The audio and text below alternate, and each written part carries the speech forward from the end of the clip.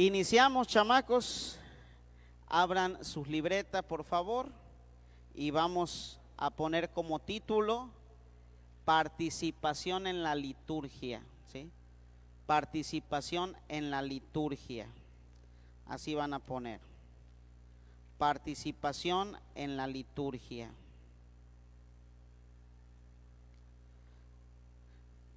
Primer punto de participación en la liturgia.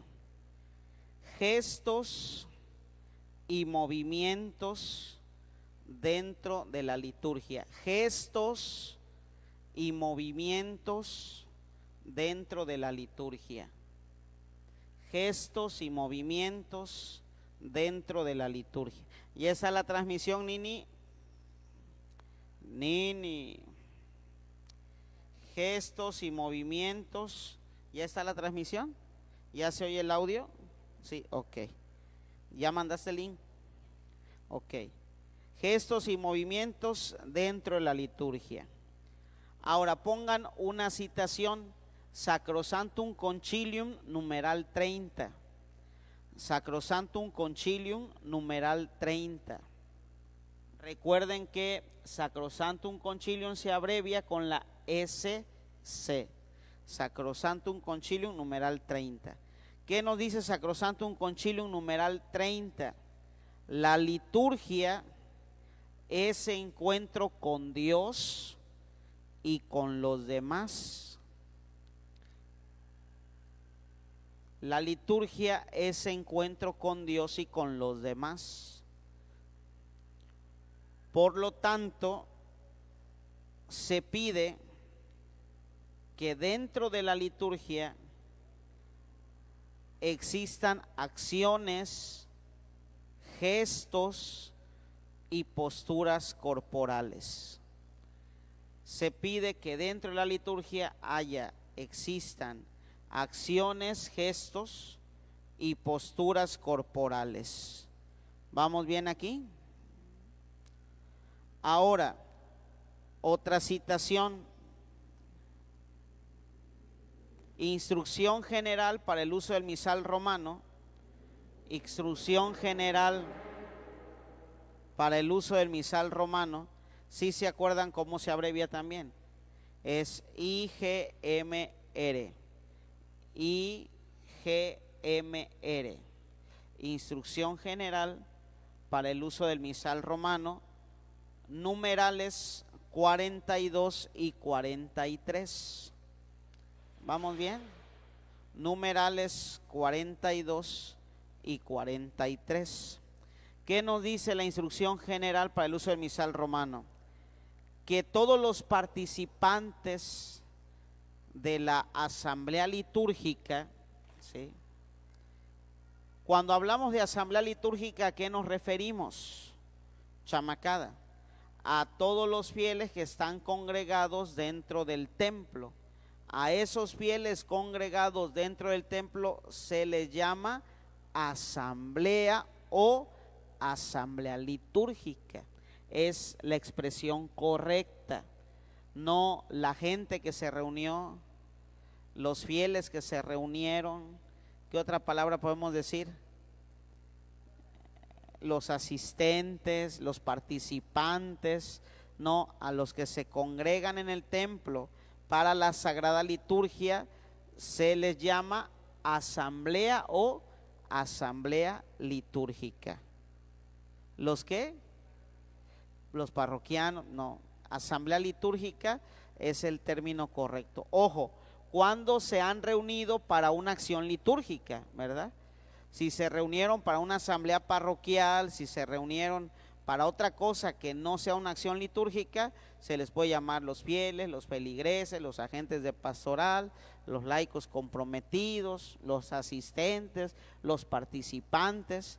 Pero cuando nos congregamos a una acción litúrgica, se conoce a los participantes como asamblea o asamblea litúrgica. No es asamblea litúrgica porque no estamos teniendo ninguna acción litúrgica, ¿sí? Vamos bien aquí, sí me doy a entender en esta especificación que pareciera así como muy obvia, pero ¿A cuántos no he escuchado decir expresiones equivocadas? Entonces hay que irnos educando también en nuestras expresiones y en nuestros términos. ¿Vamos bien? Chamacada, ok, seguimos. ¿Qué nos dice la instrucción general para el uso del misal romano? Que todos los participantes de la asamblea litúrgica deben tener al mismo tiempo los mismos movimientos o tener la misma postura, porque eso fomenta la unidad en la fe. ¿Vamos bien? Que todos los participantes de la asamblea litúrgica deben tener al mismo tiempo los mismos movimientos o tener la misma postura, porque eso fomenta la unidad en la fe. ¿Vamos bien aquí? Entonces, los gestos y posturas corporales dentro de la asamblea litúrgica que revelan la unidad dentro de la iglesia, ¿sí? La unidad dentro de la iglesia. Por lo tanto, si yo hago un gesto corporal, una postura corporal diferente, rompo con la unidad de la iglesia, quiebro la expresión de unidad de la iglesia que está manifestando la liturgia. A ver, denme ejemplos de eso. El Padre Nuestro. Hay personas que no juntan las manos, sino yo quiero hacer como hace el sacerdote, elevo las manos, alzo las manos. Hay gente que si viene en familia se toma de las manos y Padre Nuestro, hasta se balancean, Padre Nuestro. Eso rompe el signo de unidad litúrgico que manifiestan los gestos corporales. Los gestos corporales establecidos, aparte, ahorita vamos a ver de su significado, también quieren manifestar la unidad de la iglesia, que todos de una misma manera adoran y alaban al Señor. Entonces, si yo hago un gesto corporal diferente, estoy rompiendo con el signo de unidad, ¿sí? Ni un micrófono, porfa. Sí, zorrájate, sí.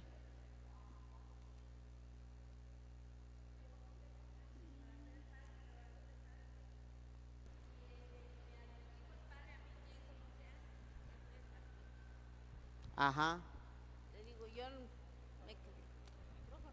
Así hable nada más. ajá, yo me quedé seria nada más, no le quise decir nada. Digo, yo le voy a decir al padre que me dijo que juntara las manos. Que no te dejó con las manos juntas. No, para el Padre Nuestro no. Ah, ¿cómo te dijo? Me dijo que él desde que es sacerdote, Ajá, sabe que los brazos se ponen así, ajá. que yo los junto así y ya yo no le dije nada, nada más que yo primero. Bueno, mira, yo creo que dice por ahí la Madre Teresa de Calcuta que una verdad sin caridad es mejor no decirla, ¿no? Entonces, a veces, para no faltar a la caridad, es mejor el silencio. Lo cierto es que las normas litúrgicas que ya vimos con anterioridad, si se acuerdan, que no fue algo que mencionó el padre Marco Antonio, sino hasta que vimos la citación en la Instrucción General para el uso del misal romano. No es algo que yo me esté inventando, sacando de la manga, es algo que estipula la norma litúrgica.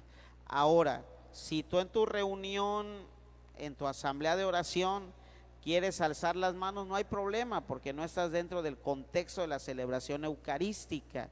Pero si estás dentro de la misa, el único que es puente entre Dios y los hombres, el único que está presidiendo la celebración es el sacerdote. Y levantar las manos dentro de la Eucaristía es reflejo de ese puente entre Dios y los hombres, que es el sacerdote. Él es el que ofrece el sacrificio al Padre. ¿Vamos bien aquí? Chamacada, hijitos de la creación. Entonces la norma litúrgica es clara, ¿sí?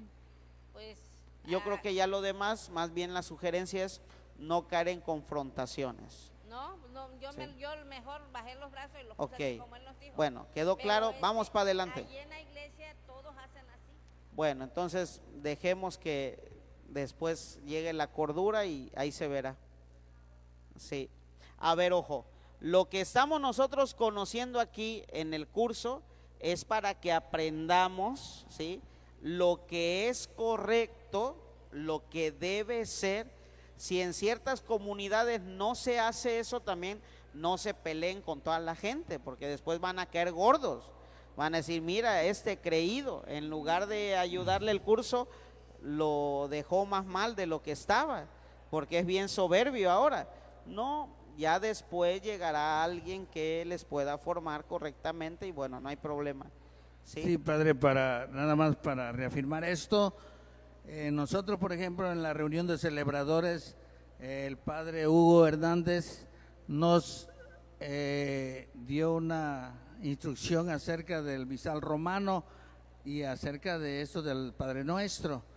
Y sí, en el numeral, creo, 517, algo así nombró, que dice que en el Padre Nuestro el sacerdote extiende la mano junto con el pueblo, y ahí se queda. no, dice, el sacerdote extiende la mano, coma, y junto con el pueblo recita el Padre Nuestro.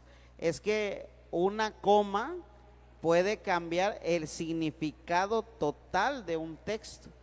El sacerdote levanta las manos, coma, y junto con el pueblo, ¿sí?, un coma y una i cambia todo el significado del texto. O sea, la instrucción general para el uso del misal romano dice que el sacerdote eleva las manos y junto con el pueblo recita el Padre Nuestro.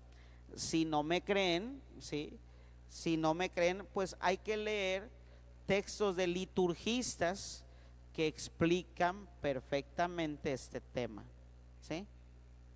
Y de hecho, la última conferencia que tuvimos de liturgia, que vamos a tener una antes de que termine el año, en verano, vamos a tener una conferencia con el padre Ricardo Valenzuela, que fue ceremoniero de los cardenales de la Ciudad de México y además es doctor en liturgia y es muy ilustre señor canónigo.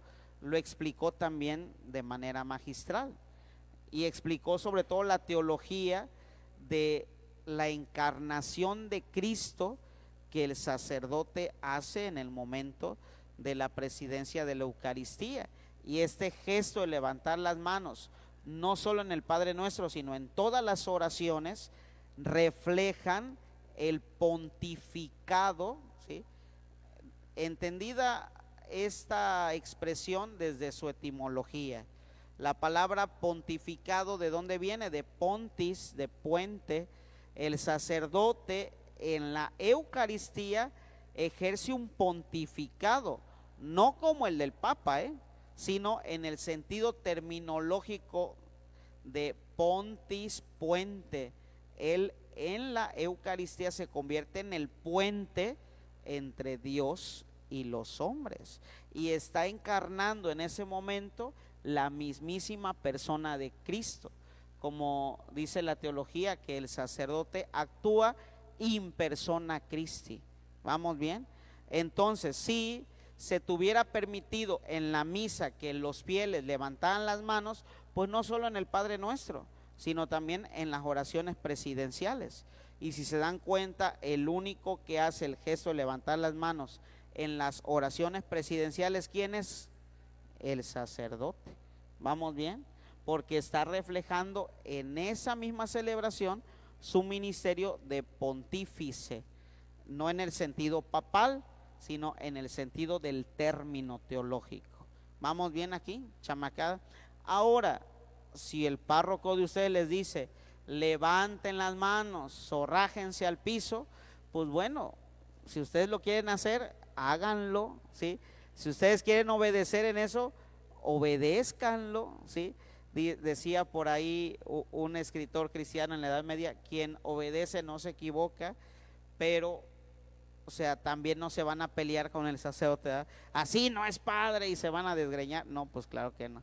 La acción litúrgica no tiene que dividirnos, sino tiene que unirnos. Y ahora, ¿por qué también muchos sacerdotes dicen, bueno, pues ya levantan las manos?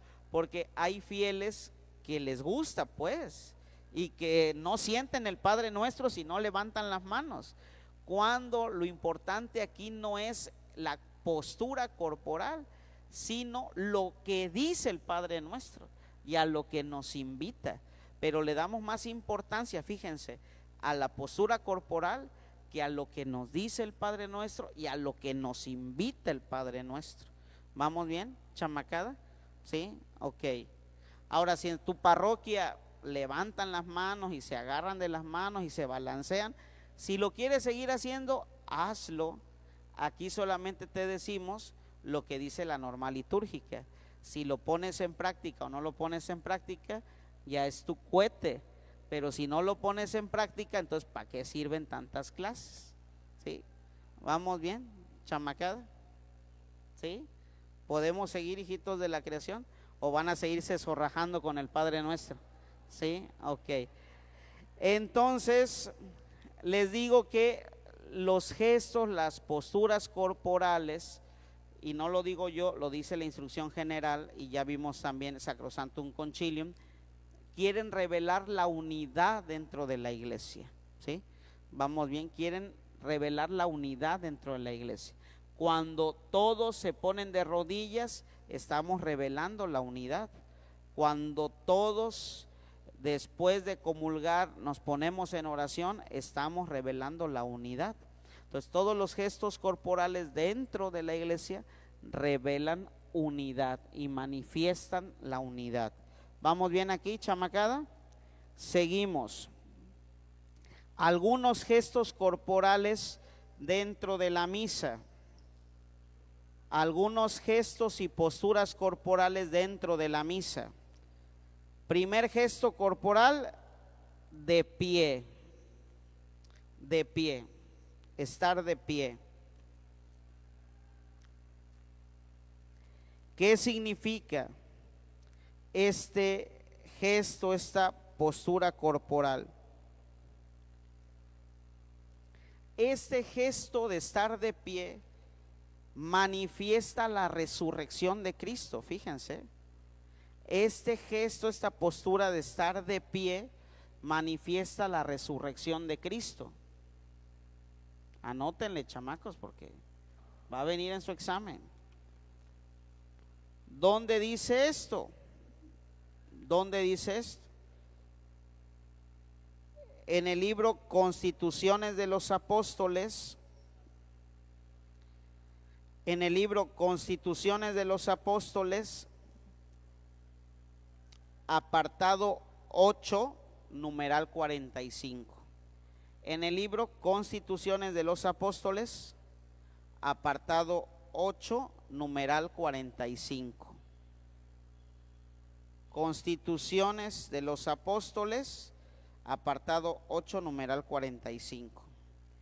El gesto de estar de pie manifiesta a Jesús resucitado, que venciendo la muerte se levantó y se puso de pie, ¿sí? Fíjense el significado teológico, ese es el significado teológico. Ponerse de pie manifiesta a Jesús resucitado, que venciendo la muerte se levantó y se puso de pie. Digamos que ese sería el significado teológico. Ahora, el significado pastoral de ponerse de pie es permitir a la asamblea estar en una actitud de vigilancia y de atención. Permitir a la asamblea tener una actitud de vigilancia y de atención.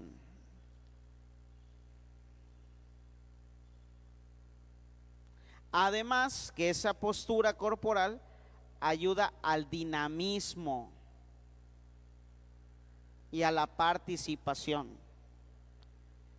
Además que esa postura corporal ayuda al dinamismo y a la participación.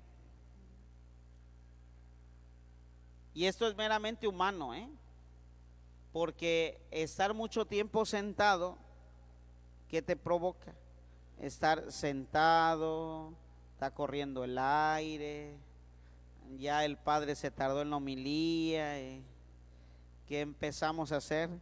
A cabecear, nos relajamos y nos dormimos. Quien se duerme de pie o tiene gen de gallina o de plano está muy cansado, pero es más difícil dormirse parados. No imposible, pero es más difícil. Por eso el gesto de estar de pie nos ayuda a la atención y nos ayuda a la participación. ¿Vamos bien? Chamacada, hijitos de la creación, ok. Seguimos. También el gesto de sentados. El gesto de sentados. De estar sentados. Les doy cita bíblica, chamacada. Se las doy y ustedes en su casita las revisan, ¿sí? Para no perder mucho tiempo en eso. Primera cita bíblica, libro de Job, capítulo 2, libro de Job, capítulo 2, versículos del 11 al 13. Segunda cita bíblica, Lucas, capítulo 4, versículos del 17 al 21. Lucas, capítulo 4, versículos del 17 al 21. Otra cita bíblica, Evangelio de Lucas, capítulo 10, versículos del 30 al 42. Lucas, capítulo 10, versículos del 30 al 42. Otra cita bíblica, libro de Hechos de los Apóstoles, capítulo 20, versículos del 7 al 9. ¿Vamos bien? ¿En cuál se atoraron, chamacos? ¿Van bien? Sí. Se las repito nuevamente nada más para tener en cuenta que las tengamos bien.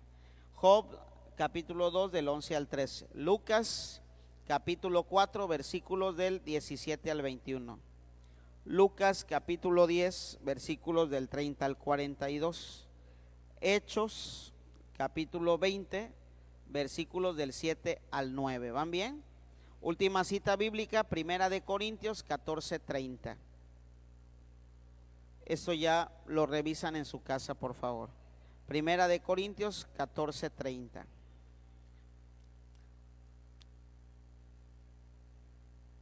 Ahora, el gesto de estar sentados teológicamente significa el gesto del maestro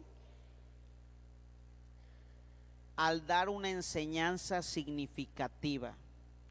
Teológicamente es el gesto del maestro cuando va a dar una enseñanza significativa y trascendental. Es el gesto de aquel que enseña, el gesto del maestro cuando va a dar una enseñanza significativa y trascendental. Es el gesto de aquel que enseña, ¿sí? ¿Vamos bien aquí? ¿Sí recuerdan cuál fue la postura corporal que asumió Jesús cuando dio las bienaventuranzas? Nos dicen los evangelios que se sentó en el monte y desde el monte les dijo. ¿Vamos bien? Se sentó. Entonces es el gesto del maestro que va a dar una enseñanza trascendental. Se permite a los obispos, a ver, ¿quiénes pertenecen al magisterio de la iglesia? Eso se lo saben ustedes perfectamente, eso ya es pan comido para ustedes. A ver, ¿quiénes pertenecen al magisterio de la iglesia? Díganmelo pues, porque voy a creer que no lo saben. Y sí lo saben, y lo saben muy bien, hasta con los ojos cerrados, hasta durmiendo. A ver, ¿quiénes pertenecen al magisterio de la iglesia? Los obispos unidos en sinodalidad con el Papa. Es el Papa con los obispos, son los obispos con el Papa que pertenecen al magisterio de la iglesia. Ahora, a los que pertenecen al magisterio de la iglesia, entiéndase, obispos, arzobispos, cardenales, el Papa, claro está, se les permite en la homilía, que es la homilía, la reflexión que se da después de la proclamación del evangelio, se les permite en la homilía sentarse en su cátedra para dar la reflexión, porque es el gesto del maestro que se sienta, ellos pertenecen al magisterio, es el gesto del maestro que se sienta para dar una enseñanza trascendental. ¿Vamos bien? Yo vi apenas a mi párroco que se sentó para la homilía, a lo mejor le duelen las rodillas, ¿verdad?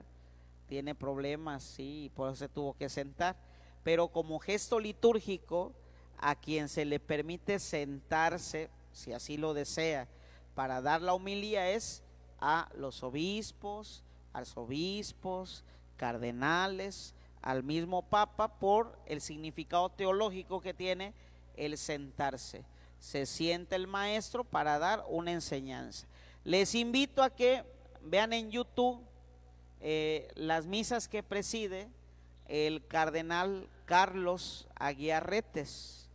El cardenal Carlos Aguiarretes, cada vez que va a dar la homilía, se sienta.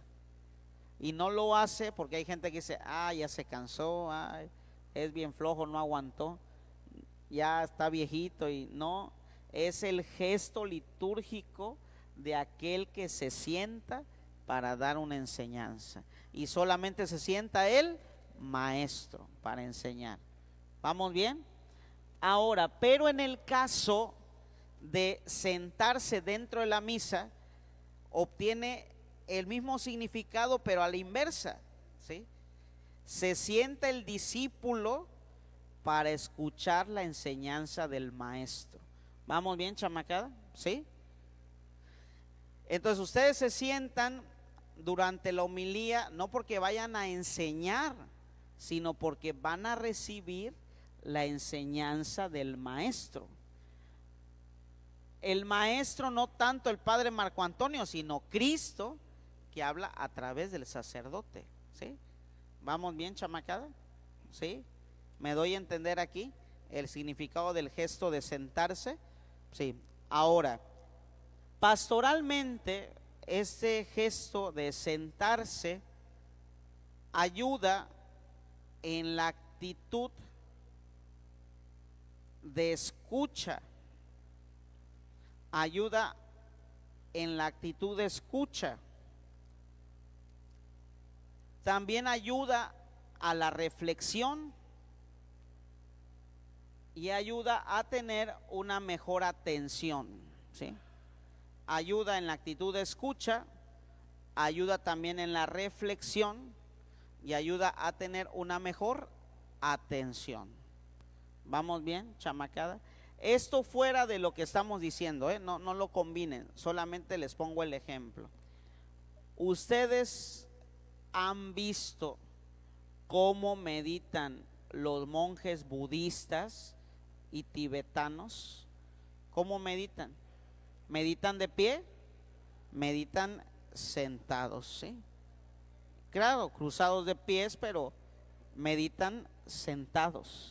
¿Por qué? Porque la actitud, el gesto corporal de sentarse también ayuda a la introspección, ayuda a la reflexión, ayuda a la meditación, ¿sí?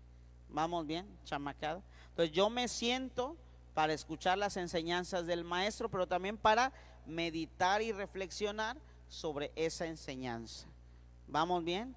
No para dormirme, ¿sí?, sino para meditar, no para dormitar. No es lo mismo. Seguimos, chamacada. El gesto de rodillas. De rodillas. ¿Quieren que les dé citas bíblicas o no? Citas bíblicas para confrontar y leer en su casa. Esdras, capítulo 9, versículos del 1 al 6. Esdras, capítulo 9, versículos del 1 al 6. Mateo, capítulo 15, versículos del 21 al 28. Mateo, capítulo 15, versículos del 21 al 28. Mateo, capítulo 18, versículos del 23 al 27. Repito, Mateo, capítulo 18, versículos del 23 al 27. Otra cita, Lucas, capítulo 22, versículos del 39 al 42. Lucas, capítulo 22, versículos del 39 al 42. Otra cita bíblica, Hechos, capítulo 7, versículos del 59 al 60. Hechos, capítulo 7, versículos del 59 al 60. Hechos, capítulo 9, versículos del 39 al 41. ¿Vamos bien? ¿No se han atorado? ¿Ninguno se ha atorado? No. Seguimos, Hechos, capítulo 21, versículos del 5 al 6. Seguimos, Romanos, capítulo 14, versículo 11. Hasta ahí la dejamos porque hay muchísimas más. Romanos 14, 11. Ahora, el gesto de ponerse de rodillas significa lo siguiente. El gesto de ponerse de rodillas es un recordatorio de la kenosis de Cristo. Es un recordatorio de la kenosis de Cristo. Cada kilo, kenosis de Cristo, cada kilo, con acento, cada kilo, con acento, N de nené,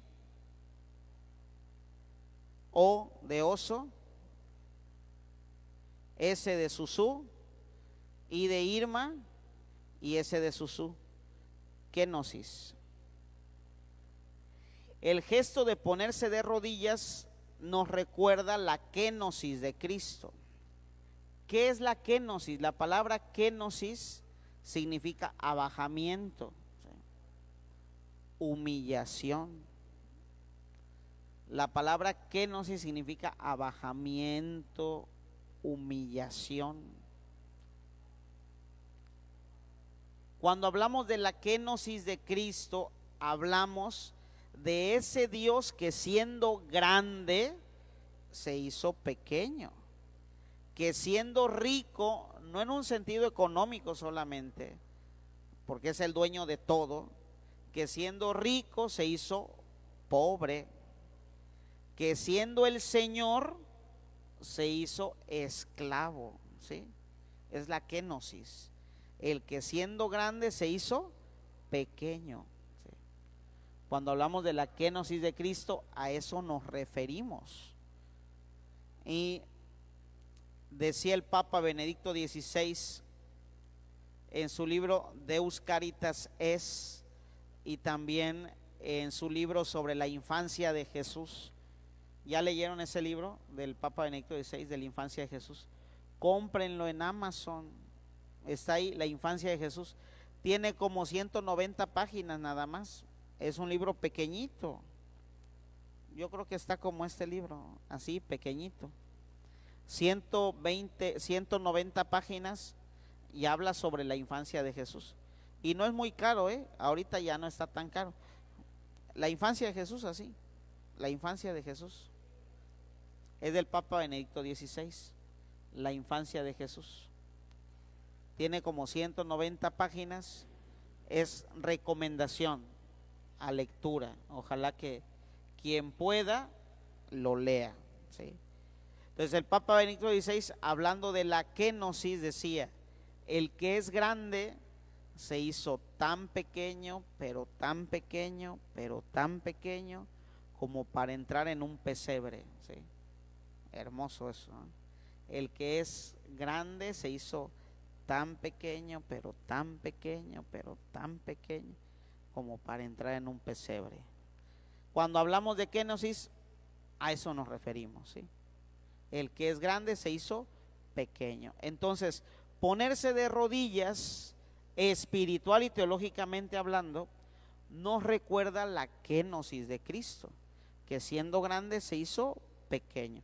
Y es una invitación a nosotros también, que por Cristo tenemos que tener también nosotros una kenosis. Por Cristo debe haber en nosotros también un abajamiento. Eso también significa kenosis, un abajamiento, teológicamente hablando.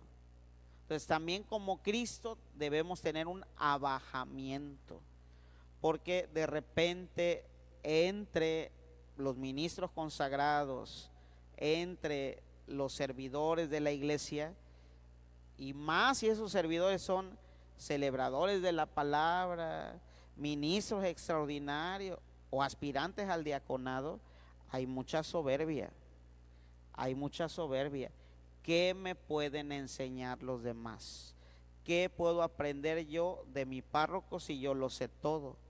¿Qué puedo aprender yo del Instituto de Pastoral si yo soy casi Santo Tomás de Aquino? ¿Qué me pueden enseñar si yo ya lo sé todo? Miren que nunca vamos a terminar de aprender, nunca.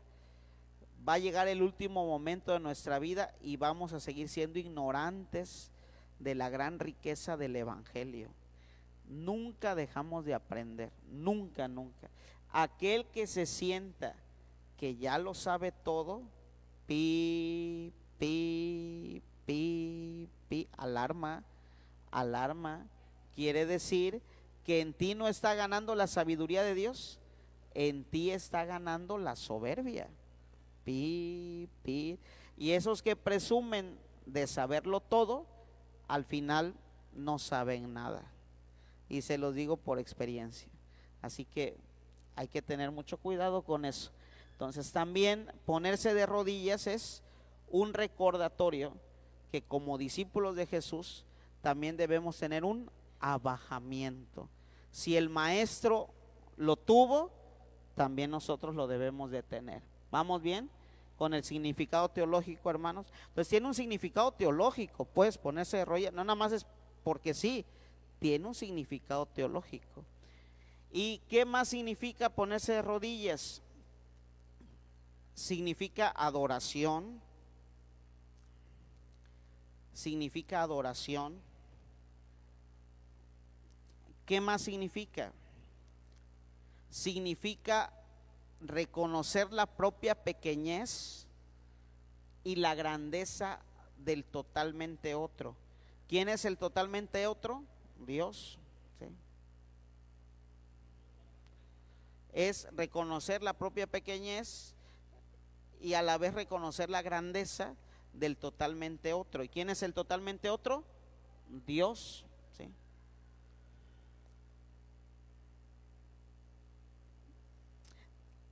Aunque también el gesto de ponerse de rodillas antiguamente se entendía como un gesto penitencial.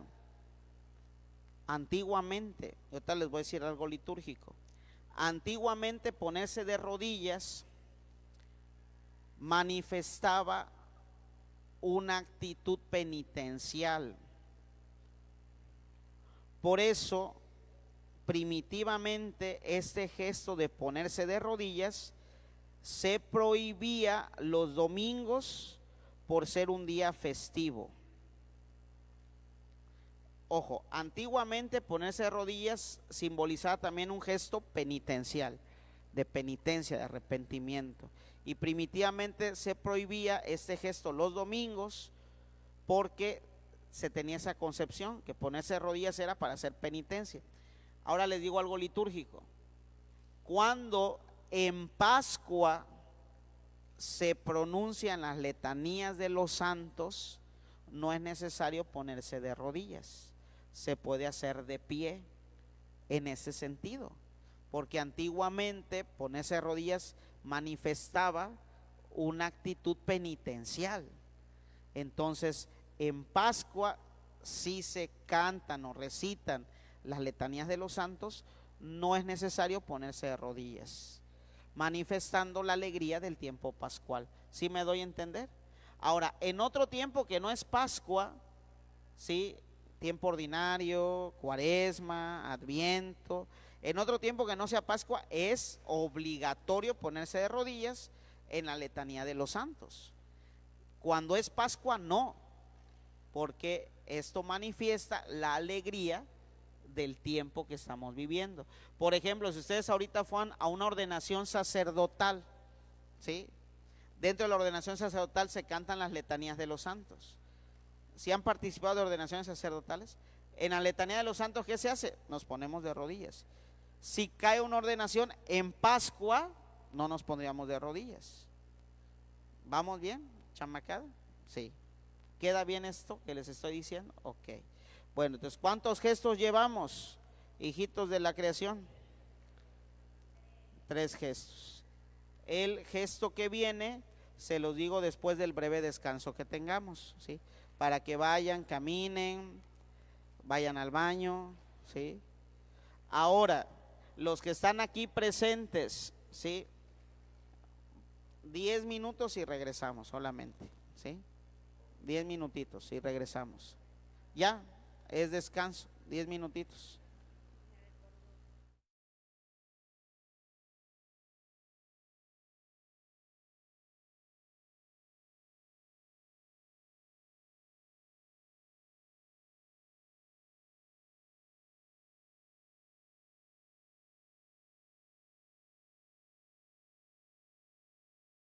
Seguimos, chamacos, sí.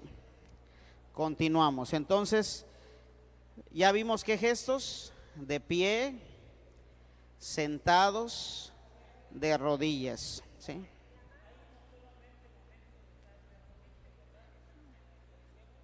El momento de la consagración, ¿sí?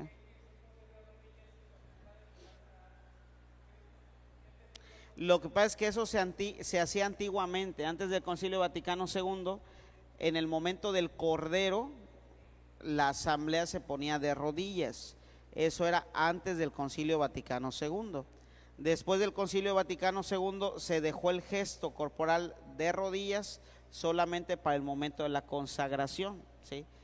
Ahora, si hay una persona mayor que lo hace en el momento del Cordero, porque pues así le enseñaron, bueno, no es pecado tampoco, ¿no? No es que esté cometiendo un pecado, es una reverencia a Jesús sacramentado. Y al final, pues, hay tanto abuso litúrgico que entre más reverencia se dé a Jesús sacramentado, mejor. O sea, no es un pecado, no es necesario que se haga, pero no es un pecado, ¿sí? ¿Vamos bien aquí? Ni tampoco es un abuso litúrgico, ¿eh? O sea, si una persona se pone de rodillas en el momento del Cordero, no es un abuso litúrgico, no es pecado, no es necesario que se haga, pero no es pecado ni es abuso litúrgico, ¿sí?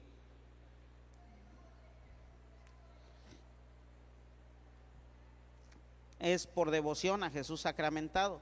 Vuelvo a repetir, miren, a veces en la liturgia hay normas concretas, hay normas firmes, hay normas de o es esto, ¿no?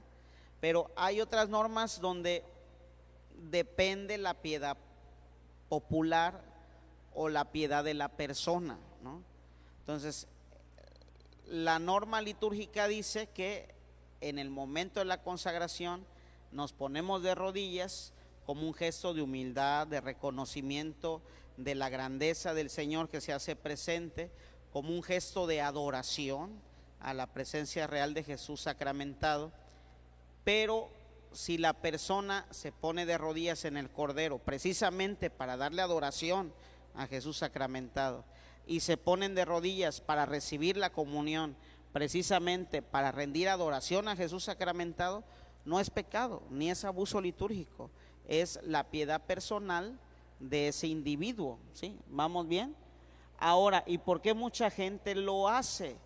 Porque antes del Concilio Vaticano II así se usaba, ¿sí? Se ponían de rodillas no solo en la consagración, sino también en el cordero y también a la hora de comulgar. En las iglesias antiguas, a las orillas del presbiterio había una división y había cojines, se les llamaba comulgatorios. El sacerdote se acercaba y de rodillas le daba la comunión a la gente. Nadie recibía la comunión de pie. Todo aquel que recibía la comunión la tenía que recibir de rodillas, como un signo de adoración a Jesús sacramentado. Quien tenga más de 60, 65, quien tenga 70 años lo ha de saber. ¿Sí se acuerdan ustedes? A ver, el Concilio Vaticano II fue en el 65. Si ustedes, del 63 al 65, si ustedes vivieron en los 60, quien sea de los 50, en el año 60 tenía 10 años, ya había hecho su primera comunión. Entonces ustedes que hicieron la primera comunión en los 50 y tantos, se han de acordar que lo hicieron de rodillas. ¿Sí se acuerdan? ¿O estaban de pie? De rodillas recibieron a Jesús sacramentado. Era la forma en cómo se recibía a Jesús, de rodillas, ¿sí? Entonces, si una persona se arrodilla para recibir la comunión, no hay que estigmatizarla, está rindiendo adoración a Jesús sacramentado. Y les vuelvo a repetir, en un mundo de tanto abuso litúrgico, que se le rinda adoración a Jesús sacramentado, pues es lo mejor. ¿Vamos bien? Ok, bueno, seguimos. Ya hasta perdí aquí lo de los gestos corporales por andar de mitotero. A ver, con ustedes. Seguimos como quiera.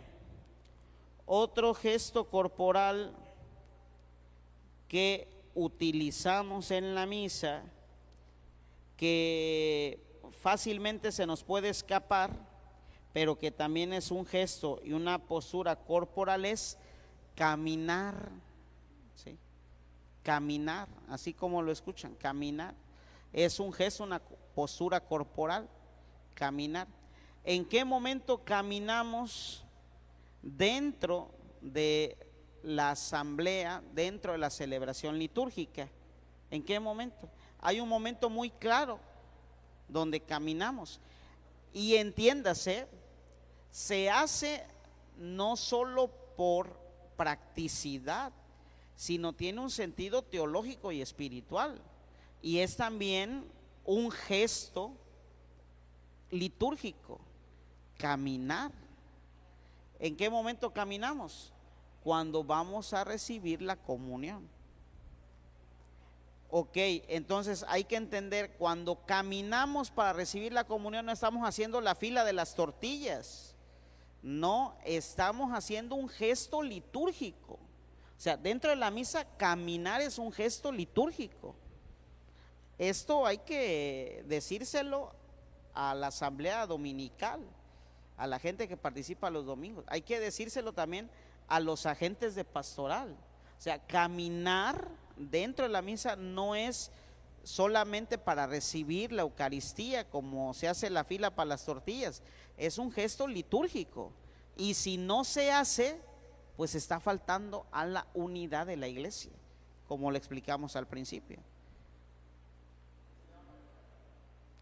Sí, es una procesión, una procesión. Entonces, ¿qué se hace? Es una procesión, es una procesión. Lo que hacemos para comulgar es una procesión, no es una fila, ¿sí? Hay que cambiar también la terminología. Vamos a hacer 2 filas al centro y una fila en cada costado. No, no es fila. Vamos a hacer una procesión. Procesión. ¿Sí? 2 procesiones al centro y una procesión en cada pasillo lateral. Procesión, no fila. ¿Sí? No es la fila de las tortillas. Ahora, ay padre, pero entonces nuestra parroquia lo decimos mal.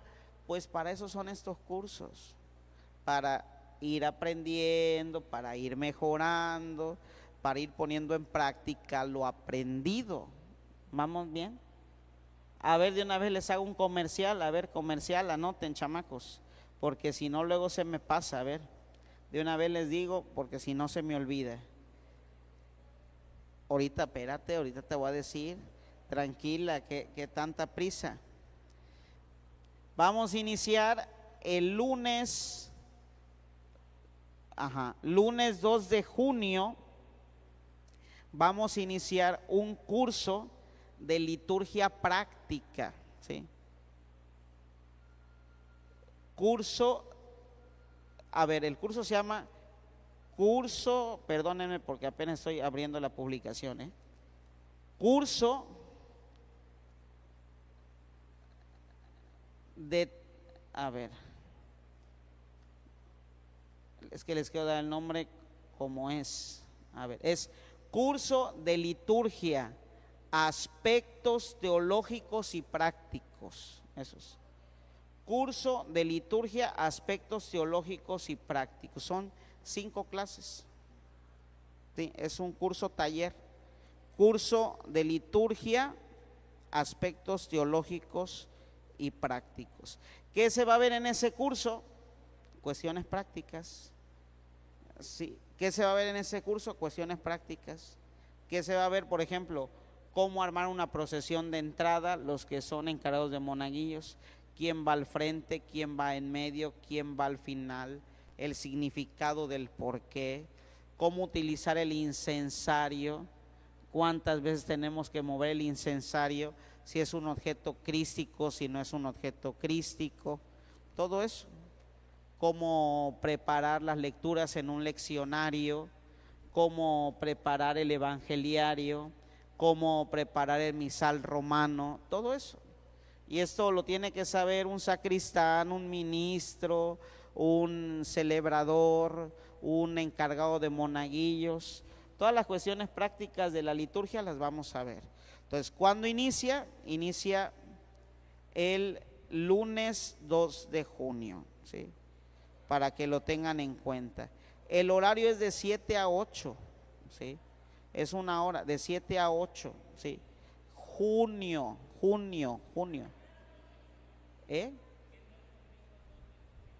¿Es qué?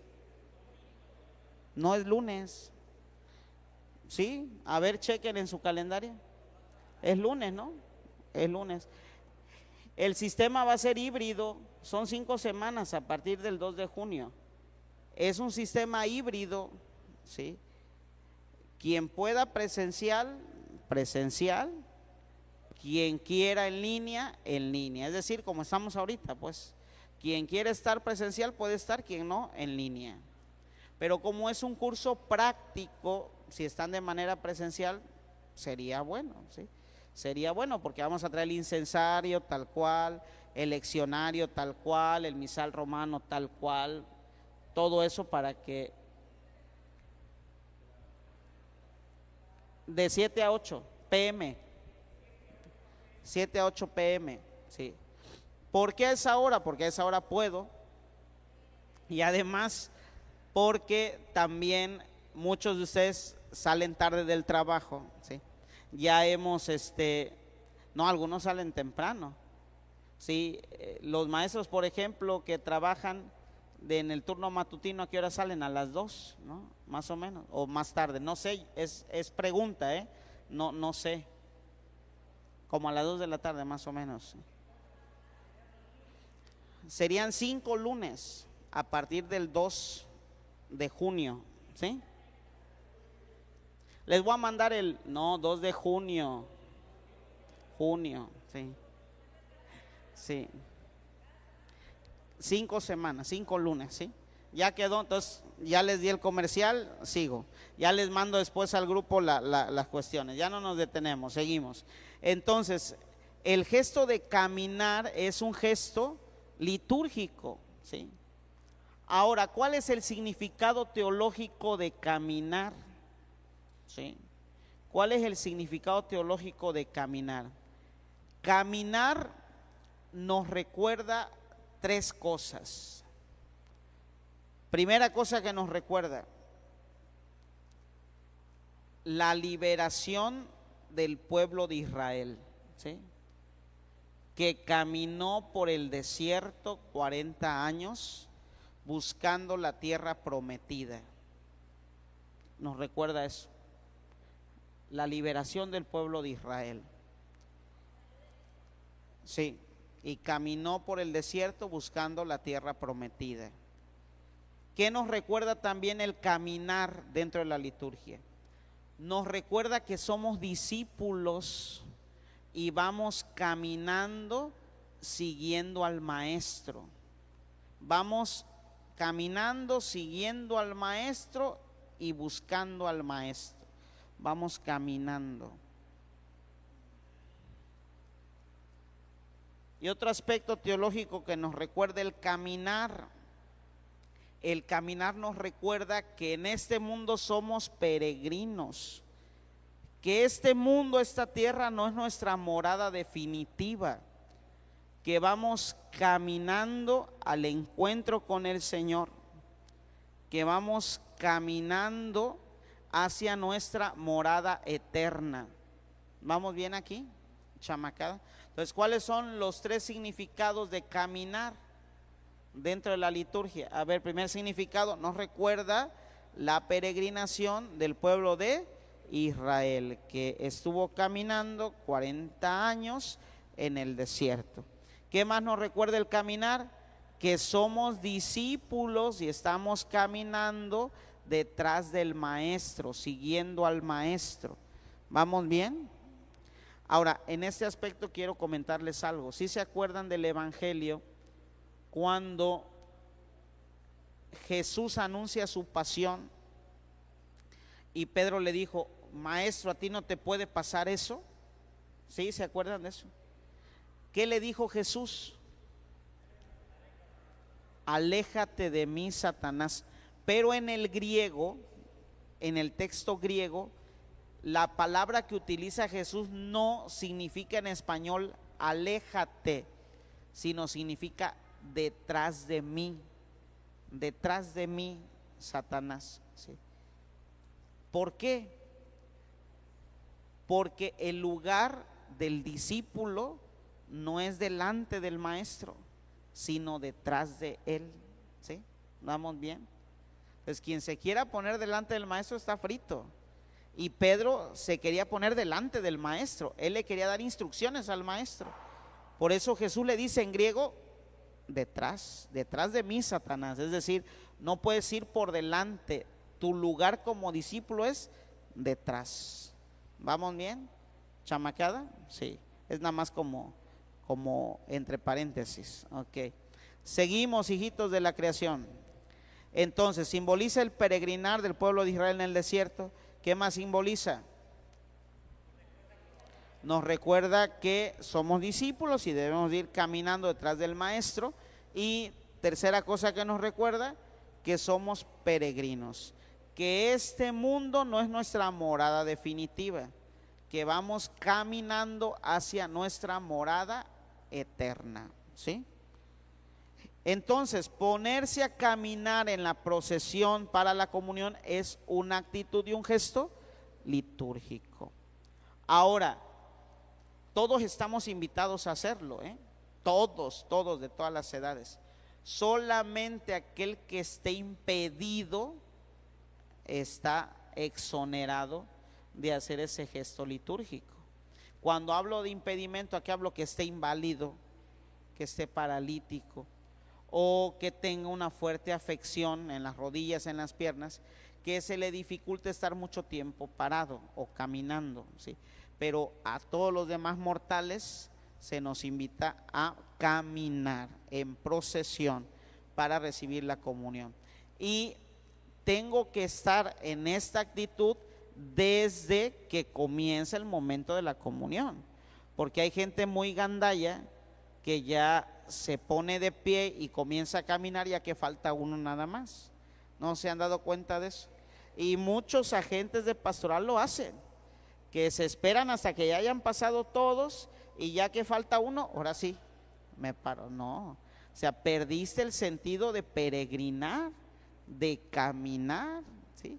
Y en lugar de reflejar ese significado teológico de caminar como caminó 40 años el pueblo de Israel, tú no aguantaste ni un minuto caminando, hombre. El pueblo de Israel aguantó 40, tú ni un minuto.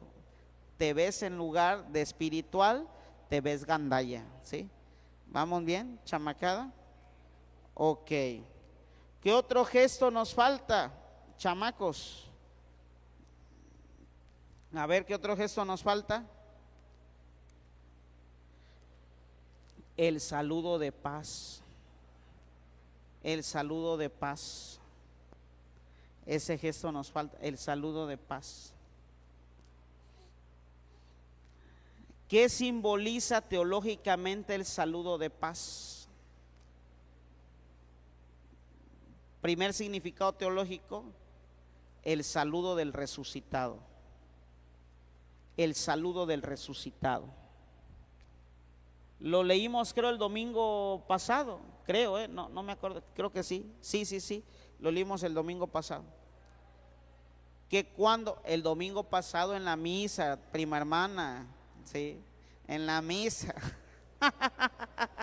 en la misa, sí, se apareció el resucitado a sus apóstoles y les dijo: la paz esté con usted. Y hay mucha gente que contestó: y con tu espíritu. No escucharon en la celebración, no estaban atentos. Y nos dice el texto que se apareció por segunda vez cuando ya estaba Tomás, y en 2 ocasiones dijo: la paz esté con ustedes. En total se los dijo 3 veces: la paz esté con ustedes. Entonces el signo de paz es el saludo del resucitado. Entonces cada vez que le damos la paz a otro hermano, le estamos dando el saludo del resucitado, ¿sí? Le estamos dando la paz del resucitado. Esa paz que Jesús le dio a sus apóstoles, se la transmitimos a la gente que le damos la paz en la misa. Es la misma paz que le dio Jesús a los apóstoles. Por eso cada vez que lo hagamos hay que hacerlo con un sentido de amor y de fraternidad, ¿sí? Porque a veces al lado de nosotros se puede sentar alguien que no nos cae tan bien. Véanlo como signo del Señor. Tal vez Dios lo está poniendo ahí para que en ese momento limemos asperezas, nos perdonemos y nos demos la paz. Porque quien no perdona trae guerra en su corazón. Quien no perdona vive insatisfecho y vive infeliz. Y vive prisionero de su odio y de su rencor. Porque miren, el odiar nos quita la libertad. Nos quita la libertad.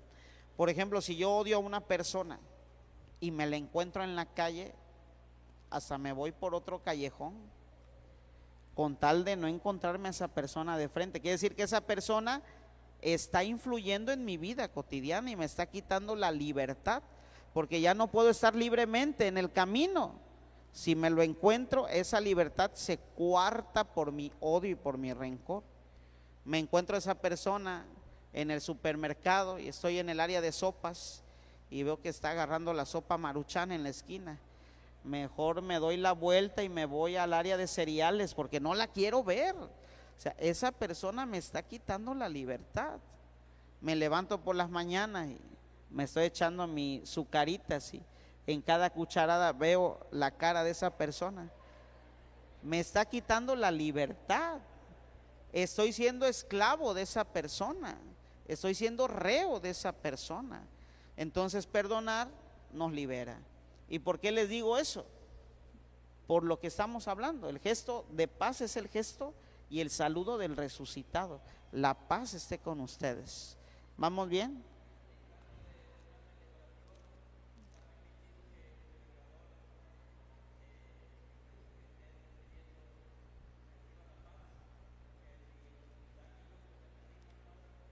Ok. Sí, de hecho hay un canto de paz que se puede hacer en las celebraciones donde se pueden dar la paz. Ahora, qué bueno que tocas ese punto. Antiguamente, como lo es ahora también, antiguamente y como se entiende ahora también, el gesto de paz, que es el segundo punto que quiero que escriban, aparte de que la paz es el saludo del resucitado, otra cosa que significa el gesto de paz es preparación para recibir la Eucaristía, ¿sí? Es preparación para recibir la Eucaristía. No se puede recibir la Eucaristía sin reconciliación fraterna, ¿sí? Esto para que lo tengamos en cuenta. Y esto también lo dice el Evangelio. ¿Sí se acuerdan lo que dice el Evangelio? Si vas al altar, al templo, a presentar una ofrenda y te acuerdas que estás peleado con tu hermano, deja la ofrenda y vete primero a reconciliar con el hermano y después ve, regresa y presenta tu ofrenda. Entonces, el saludo de paz es preparación para la Eucaristía. Antes de recibir la Eucaristía me reconcilio con el hermano, ¿sí? Me encuentro con el hermano. Ahora, en una celebración de la palabra, cuando hay Eucaristía, es conveniente que se dé el gesto de paz.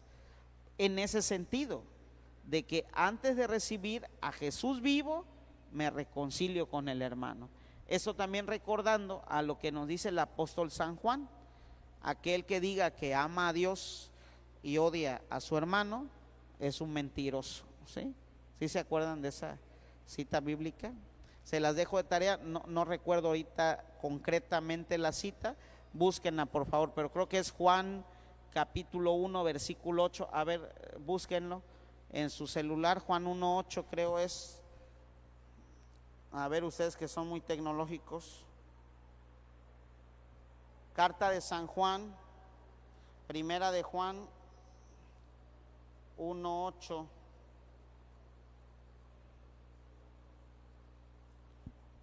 No, no es esa.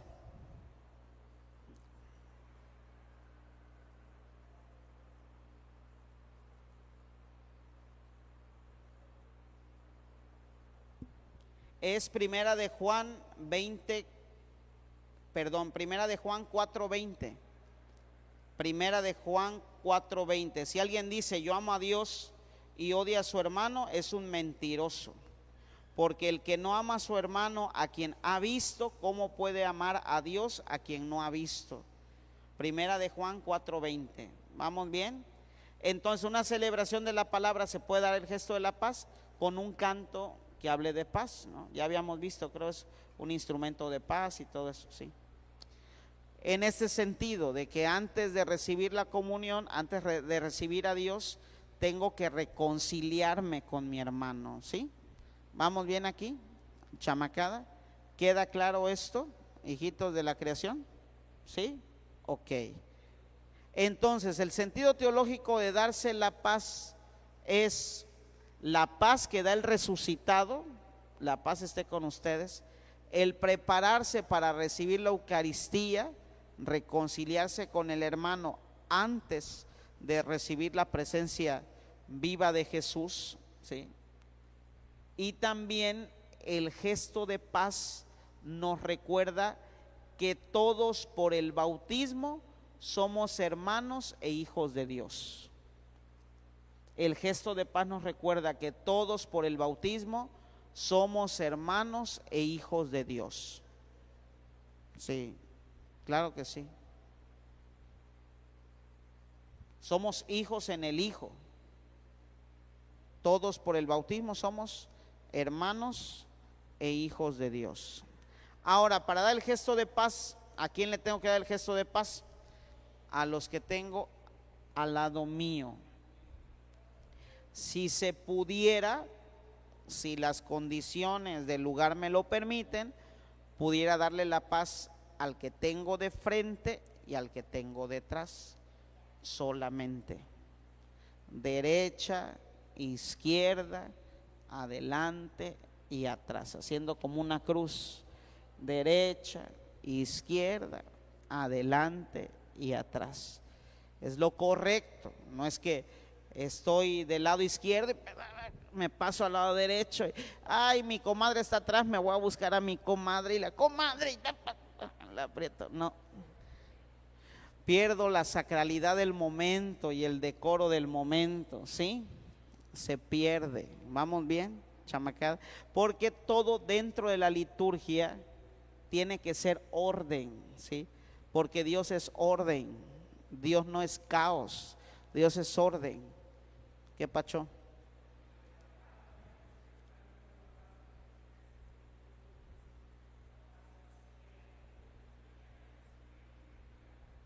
No te escucho, la verdad. A ver, ayúdenme. Ayúdenme, chamaca. A ver, tu chamaca que estás más ágil. A ver, córrele.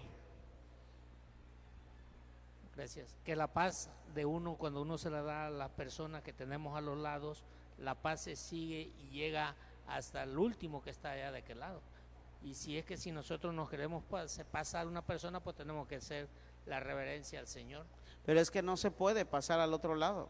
Digo, si aquellos que se llegan a pasar no se puede, no nos debemos de pasar, no nos debemos de pasar, nada más a los que tenemos aquí, como dice usted, pero la paz se sigue a todos los que están atrás, porque dice la paz del Señor esté con ustedes.